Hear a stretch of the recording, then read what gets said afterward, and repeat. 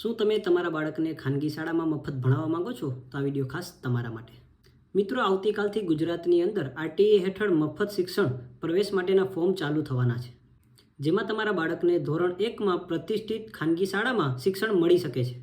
આવતીકાલે એટલે કે 4 એપ્રિલ 2026થી આરટીઈના ઓનલાઈન ફોર્મ ચાલુ થવાના છે. નીચે આપેલી વેબસાઇટ ઉપર જઈ અને તમે જાતે પણ ફોર્મ ભરી શકો છો. અને હા, જો ફોર્મ ભરવામાં કોઈ તકલીફ થતી હોય તો નજીકના સાયબર કાફે જઈને પણ તમે ફોર્મ ભરાવી શકો છો. વાલી મિત્રો, આ વિડીયો વધુમાં વધુ શેર કરો જેથી તમામ વાલીઓ સુધી આ માહિતી પહોંચી શકે.